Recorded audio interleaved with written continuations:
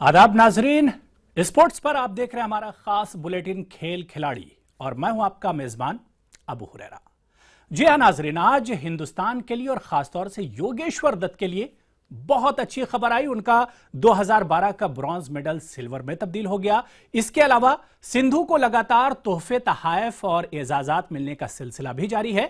तो वहीं दूसरी तरफ हम बात आज के कुछ इंपॉर्टेंट मुकाबलों की करेंगे, जिसमें यूएस टेनिस मुकाबले होने हैं और इसके अलावा क्रिकेट के भी कई अहम मुकाबले चल रहे हैं। सबकी हम तफसील से बात करेंगे, लेकिन सबसे पहले हेडलाइंस पर एक नजर डाल लेते हैं। रियो में नाकामी के बाद योगेश्वर के लंदन ओलंपिक मेडल का रंग बदला, ब्रॉन्ज सिल्वर में हुआ अपग्रेड। सिंधु सीआरपीएफ की होंगी ब्रांड एम्बेसडर, कमांडेंट का भी मिलेगा ओहदा, सीआरपीएफ ने पेश की तजवीज। स्पेन के खिलाफ मुकाबले के लिए मर्दों के डबल्स टीम में कोई तब्दीली नहीं, पेस बोपन्ना की टीम को आइटा ने रखा बरकरार।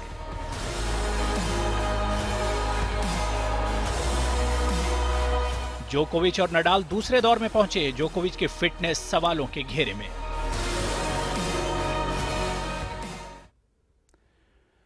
तो चलिए, ये तो सब बड़ी खबरें थी आज की। इसके अलावा आज पाकिस्तान और इंग्लैंड का बहुत इंपॉर्टेंट मुकाबला होने वाला है। 5 वनडे मैचेस की सीरीज का तीसरा वनडे अब से कुछ देर बाद नॉटिंघम में खेला जाएगा। इंग्लैंड को सीरीज में 2-0 की बरतरी हासिल है। पहले एक खास रिपोर्ट देखिए। पाकिस्तानी टीम वनडे में लगातार खराब फॉर्म से गुजर रही है।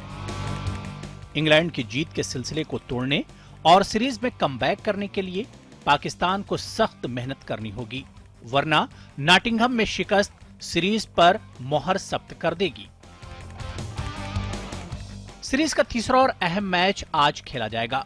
पाकिस्तान अपने वसाइल को बरवेकार लाकर सीरीज में वापसी की अज़्म रखता है, लेकिन ये काम इतना आसान नहीं। ग्रीन शर्ट्स के सर पर रैंकिंग की तलवार भी लटक रही है। 9वें नंबर पर मौजूद पाक टीम को वर्ल्ड कप क्वालिफायर से बचने के लिए रैंकिंग बेहतर बनाने की अशद जरूरत है। पहले 2 मैचों में फ्लॉप होने वाली पाकिस्तानी टीम तीसरे मैच में नई प्लानिंग के साथ मैदान में उतरेगी। पाकिस्तान की टॉप ऑर्डर बैटिंग हमेशा की तरह मसला बनी हुई है। सलामी बल्लेबाज और कप्तान अजहर की फॉर्म के सबब इनकी टीम में जगह पर ही सवालिया निशान लग गया है। दूसरे वनडे में पाकिस्तान के विकेटकीपर सरफराज अहमद सेंचुरी और ऑलराउंडर इमाद वसीम निस्फ सेंचुरी स्कोर न करते तो पाकिस्तान की मैच में पोजीशन काबिले रहम हो सकती थी।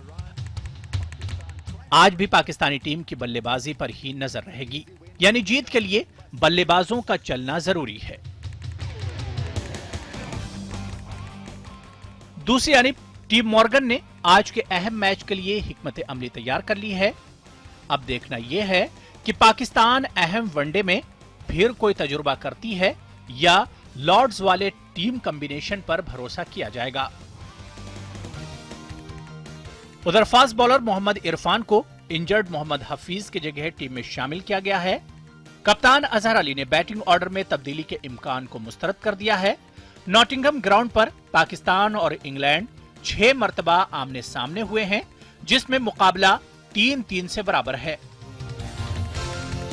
विकेट पर बॉलर्स को मदद मिलने का इम्कान है। यह ग्राउंड इंग्लैंड में स्विंग बॉलिंग के लिए मशहूर है। पाकिस्तानी टीम के कप्तान अजहर अली ने कहा है कि सीरीज में वापसी की भरपूर कोशिश करेंगे। Bureau report, ETV news.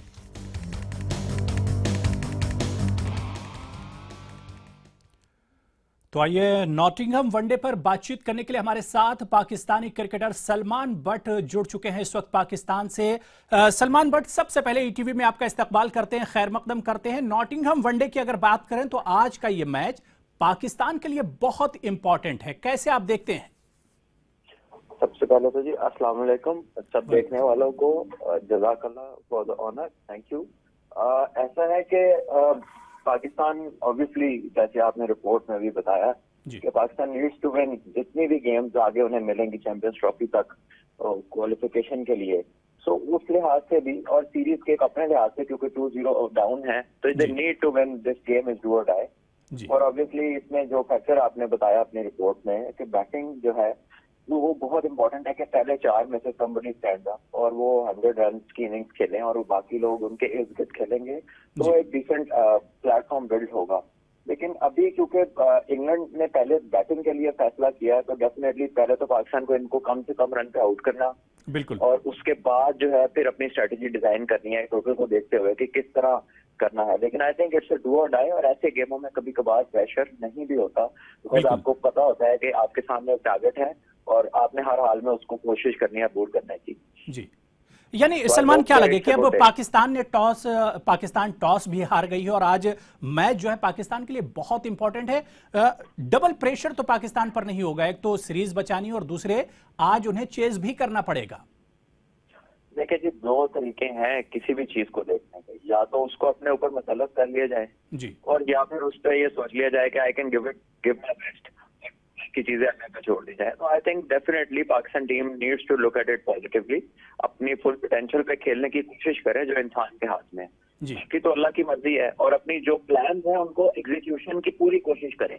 वो ना होना एक डिफरेंट चीज है, लेकिन एटलीस्ट एक इंटेंस नजर आना चाहिए, एक कोशिश कलेक्टिव एक ऐसी एफर्ट नजर आनी चाहिए कि तमाम लोग जो है वो डू और डाई मैच को किस तरह से खेलते हैं, वो अप्रोच हमें आज नजर आएगी, मुझे उम्मीद है इंशाल्लाह। बिल्कुल सलमान, लेकिन अगर हम टीम कॉम्बिनेशन की बात कर लें, 2 वनडे हम हार कर आज नॉटिंघम पहुंचे हैं, अगर टीम कॉम्बिनेशन की बात कर लें तो हफीज की जगह पर इरफान को लाया गया, यानी कि एक बैट्समैन की जगह पर गेंदबाज को और बॉलर को जगह दी गई है टीम में। ऐसे में क्या लगता है कि टीम का कॉम्बिनेशन कितना मजबूत रहेगा? देखिए ऑब्वियसली उस स्क्वाड में तो वो हफीज की जगह पर ही आए हैं, लेकिन प्लेइंग 11 में वो किसकी जगह पे आए हैं इसका भी हमें मालूम नहीं है। और डेफिनेटली क्योंकि पाकिस्तान की बैटिंग लाइन कंसिस्टेंटली बड़े रन नहीं कर रही, काफी अर्से से नहीं कर रही, तो शायद उनके माइंड में ये हो कि एक बॉलर बढ़ाने से, एक स्ट्राइकर बढ़ाने से शायद हम इंग्लैंड को उतने में आउट कर लें जितना हम कर रहे हैं, या कम से कम में आउट कर लें। तो मे भी वो एक, जब आप सोचते हैं कि किस तरह जीता जाए तो बहुत सारी चीजें आपके माइंड में आती हैं, may be it's one of those thoughts. लेकिन डेफिनेटली उसके आने से आपकी बॉलिंग को जरूर बूस्ट मिलेगा, बिकॉज अभी जब वो पाकिस्तान में लोकल T20 टूर्नामेंट खेल रहे थे उनका रिदम बहुत अच्छा था, उनकी पेस अच्छी आ रही थी, फिटनेस अच्छी लग रही थी। आई होप अगर वो इंग्लैंड के टॉप ऑर्डर में से 2-3 लोगों को जल्दी आउट कर देते हैं तो पाकिस्तान को उनका फायदा है। लेकिन अगर पाकिस्तान को अर्ली विकेट्स ना मिली तो फिर जो है वो अर्ली एडवांटेज पाकिस्तान के हाथ से निकल सकता है। बिल्कुल सलमान, ये देखना बहुत दिलचस्प होगा। लेकिन अगर हम नॉटिंघम पिच की बात कर लें, ग्राउंड की अगर हम बात कर लें, तो यहां पर मुकाबला पाकिस्तान और इंग्लैंड का अभी तक बराबर रहा है। 6 वनडे में 3-3 दोनों टीमों ने मैचेस जीते हैं। आज के मैच के बारे में क्या कहेंगे सलमान आप, नॉटिंघम में अगर आपका एक्सपीरियंस हम पूछना चाहें? देखिए अगर हम स्पेशली नॉटिंघम की कंडीशंस की बात करें तो नॉटिंघम में हमेशा सीम बॉलिंग को मदद मिलती है, और लेकिन वो बैटिंग के लिए भी कोई बहुत बुरी पिच नहीं है। स्पिनर का यहाँ पर बहुत ज्यादा रोल नहीं रहा, specially at the end off season जो अब टाइम है इंग्लैंड में इतना ज्यादा वहां पे नहीं होता, और आउटफील्ड इसकी बड़ी तेज है जिसकी वजह से इधर अगर आप सेट हो जाए तो रन भी बड़ी तेजी से बनते हैं, हाई स्कोरिंग गेम भी हो सकती है। लेकिन जो रिकॉर्ड हिस्ट्री है ना 3-3 वो नल एंड वॉइड हो जाती है ऑन द डे, डिपेंड्स कि आज कौन अच्छा करेगा। और अगर हम रियलिस्टिकली देखें तो इंग्लैंड का जो वनडे कॉम्बिनेशन है वो इस टाइम दुनिया की टॉप 1 और 2 टीम्स में आता है, बिकॉज 10वें नंबर पे आदिल रशीद बैटिंग कर रहे हैं जो काउंटी क्रिकेट में 10 सेंचुरी बना चुके हैं। तो वहां से आप अंदाजा लगा लें, अभी बेन स्टोक्स बॉलिंग नहीं कर रहे तो उनके पास 5 फुल टाइम बॉलर्स खेल रहे हैं टीम के अंदर।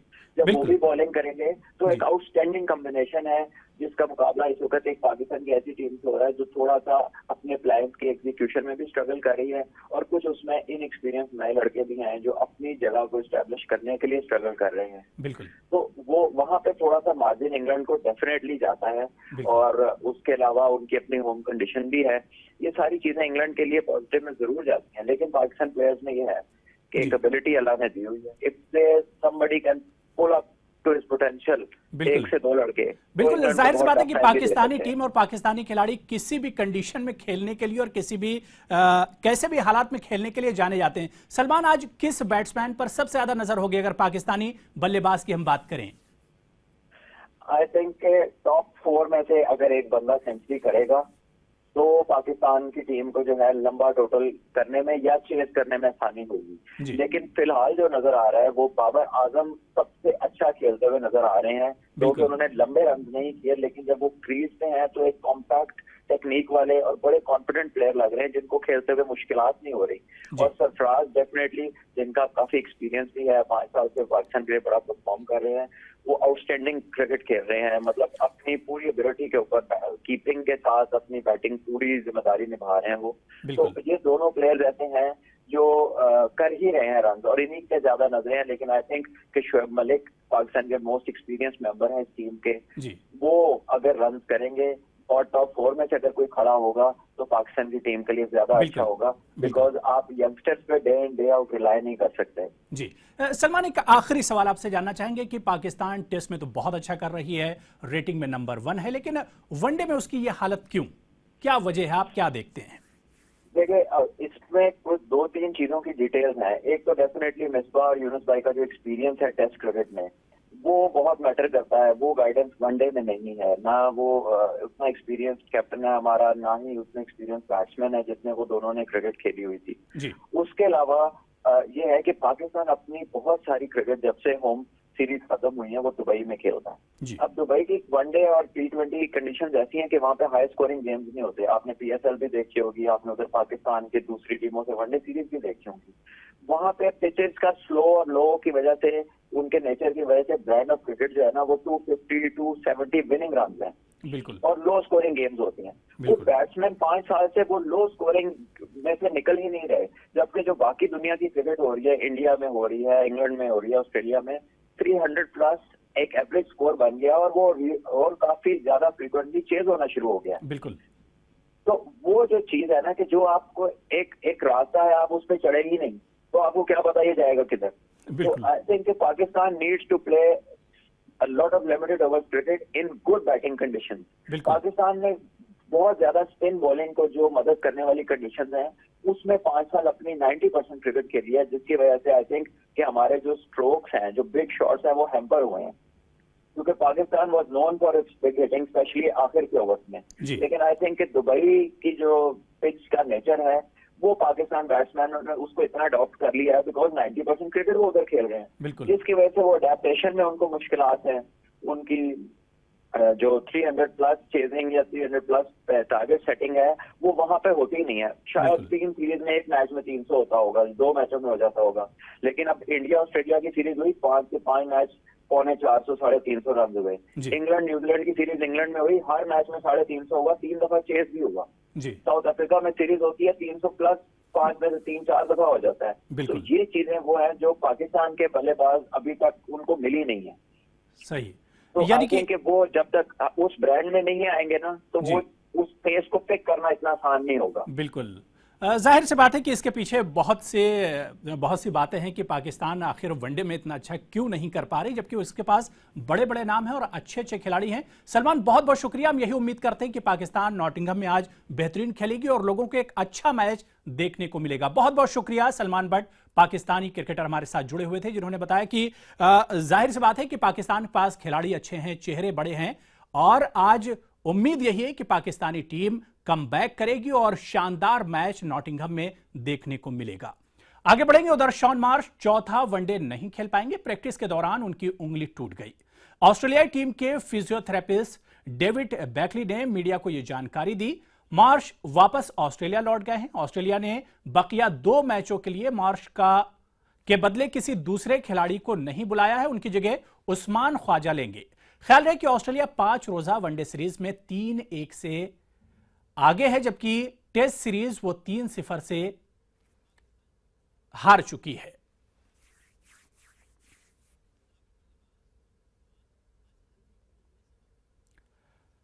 तो चलिए यहां पर छोटा सा ब्रेक ले लेते हैं, लेकिन खेलों से जुड़ी हुई अभी खबरें और भी हैं। छोटे से ब्रेक के बाद हाजिर होते हैं।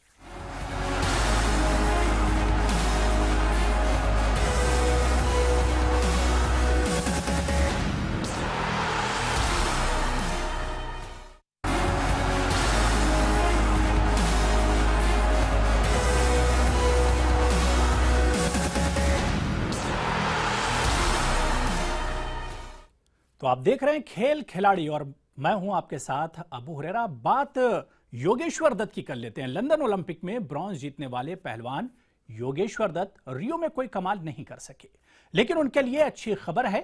जराये के मुताबिक लंदन ओलंपिक में उन्हें जिस रूसी पहलवान ने शिकस्त दी थी, वाडा ने इसे डोपिंग का मुर्तकिब पाया है। यानी उनका ब्रॉन्ज अपग्रेड होकर अब सिल्वर में तब्दील हो गया है।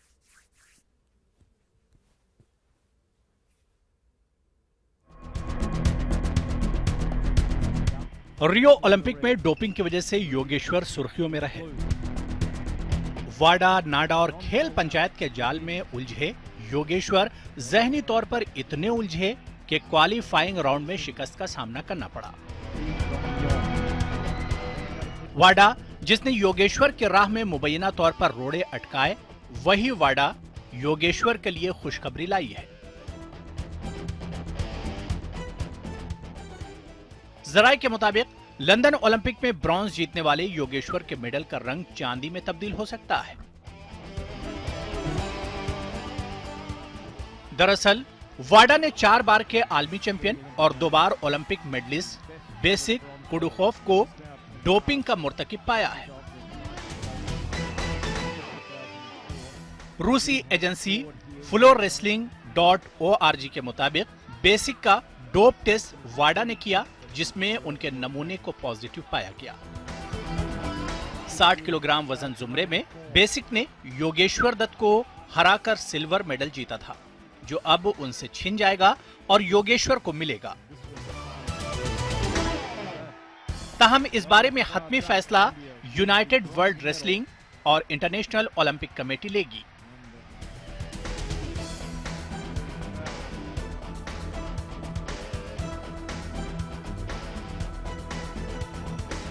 लंदन ओलंपिक में हिंदुस्तान के सुशील कुमार ने सिल्वर मेडल जीता था।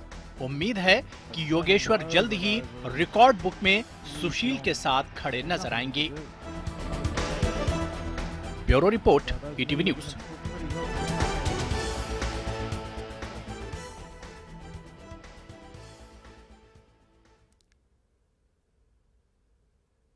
तो जाहिर सी बात है कि यह खबर योगेश्वर के लिए बहुत बड़ी है और योगेश्वर ने भी इस खबर की तस्दीक कर दी है और उन्होंने कहा है कि ब्रॉन्ज से सिल्वर मेडल जो अब मिलने वाला है वो मुल्क के अवाम के नाम वो करते हैं। वहीं योगेश्वर के अहले खाना ने इस फैसले का खैर मकदम किया है। भैया ने अब की बार भी गोल्ड मेडल के लिए प्रैक्टिस की थी, लेकिन किस्मत ने साथ नहीं दिया और 2012 में वो सिल्वर हो गया। देश के लिए बहुत बड़ी खुशी की बात है ये कि पहले ब्रॉन्ज मेडलिस्ट थे, अब योगेश्वर दत्त को सिल्वर मेडलिस्ट बोला जाएगा, तो बहुत बड़ी खुशी की बात है देश के लिए। मेरे बेटे का 2012 में कांस्य पदक आया था, लेकिन वो किसी डोब में फंसने के कारण आज मेरे बेटे का सिल्वर आया हुआ है और उसकी मेहनत का भी फल मिला है साथ साथ ही। और अब जो ओलंपिक था इसमें मेरे बेटे की मतलब हार में रह गए थे। पूरा देश आस लगाई बैठा था कि इसी का गोल्ड आएगा, लेकिन नहीं, अगले के उसमें भाग्य और किस्मत में नहीं था। इसमें पूरा देश का देश उदासी हुआ है। बिल्कुल, बहुत बड़ी खबर मुल्क के लिए भी है कि अब एक और नाम ओलंपिक का सिल्वर मेडल से जुड़ जाएगा। छोटा सा ब्रेक लेंगे, कुछ और खबरों के साथ हाजिर होते हैं।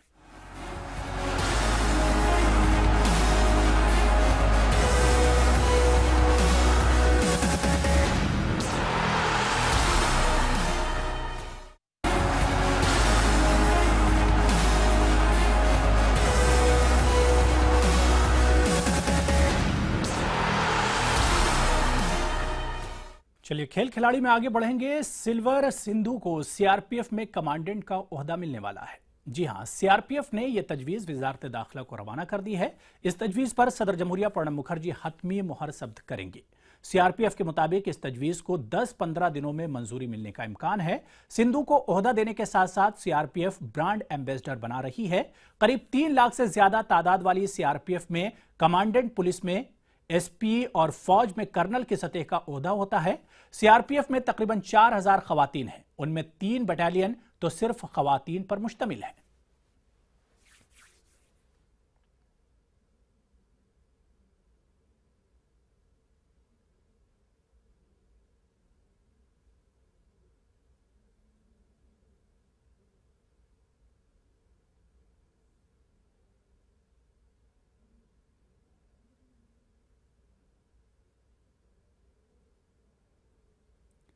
चलिए अब आगे बढ़ेंगे और बात यूएस ओपन की कर लेते हैं और सबसे पहले बात बड़े चेहरों की करेंगे और हम बात नडाल की करेंगे। नडाल यूएस ओपन के दूसरे राउंड में दाखिल हो गए हैं। रफा रियो और सिंसिनेटी की नाकामी झटक कर न्यूयॉर्क आए और छा गए। नडाल फ्रेश और तरोताजा नजर आ रहे हैं, लेकिन फोरहैंड शॉट्स खेलने में उन्हें दिक्कत जरूर पेश आ रही है। पहले दौर में नडाल ने हरीफ डेनिस इस्तोमिन को मौसर अंदाज में शिकस्त दी। इस जीत से उन्हें मजीद हौसला मिलेगा।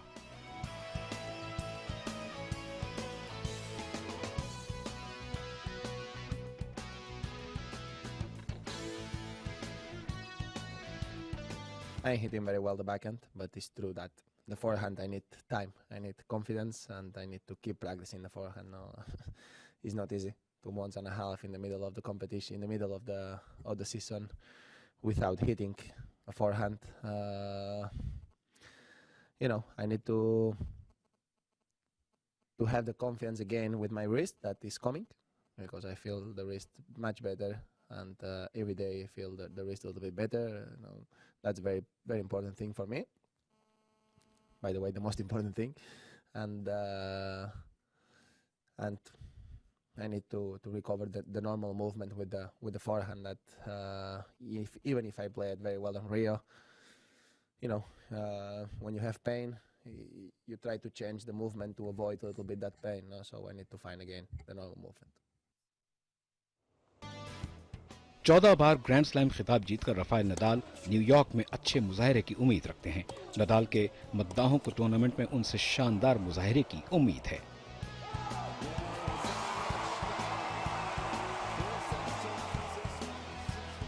Bureau report, ETV news.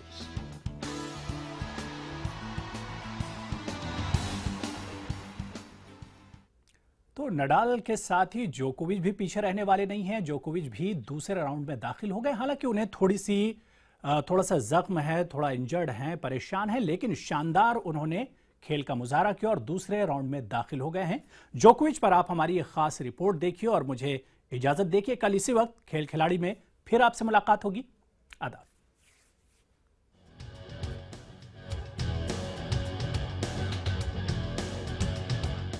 जोकोविच अमरीकी ओपन के दूसरे दौर में पहुंच गए।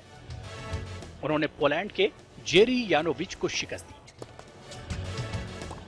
पहला सेट 6-3 से जोकोविच ने जीता। पहले ही सेट में उन्हें दाहिने हाथ में तकलीफ महसूस हुई, जिसकी वजह से उन्हें ट्रेनर को बुलाना पड़ा था। दूसरे सेट में यानोविच ने धमाकेदार वापसी की। जोकोविच ने डबल फॉल्ट किए और तेज रफ्तार फोरहैंड मारे जो निशाने पर नहीं लगे। सेट के दौरान जोकोविच दाहिना हाथ झटकते भी नजर आए, लेकिन तीसरे और चौथे सेट में जोकोविच ने यानोविच को मौसर अंदाज में मात देकर दूसरे राउंड में रसाई हासिल कर ली। couple downfalls in a row in important moments, so it's really up and down, and that's why it wasn't easy to keep the concentration. But I thought I've done well in the third and fourth to bounce back from the drop second set. So it's an opening match, night session. After all that I've been through in the last couple of weeks, it's pleasing, to of course finish the match and to win it, and let's try to look positive and just think about the next day. पहले match में 29 साला जोकोविच comfortable नजर नहीं आए। वो दूसरे दौर में पहुंच गए हैं, लेकिन उनकी फिटनेस पर सवालिया निशान जरूर लग गया है। Bureau report, ETV news.